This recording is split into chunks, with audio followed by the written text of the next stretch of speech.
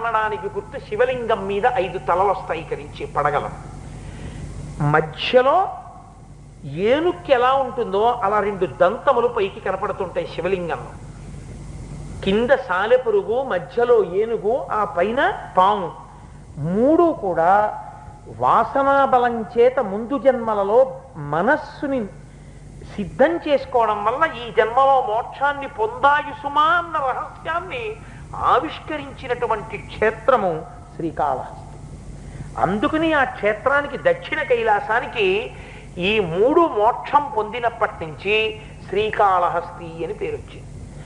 ఈ శ్రీకాళహస్తి క్షేత్రం పేరు ఎత్తినప్పుడల్లా మనకి గుర్తొచ్చేటటువంటి వాడు మహానుభావుడు కన్నప్ప.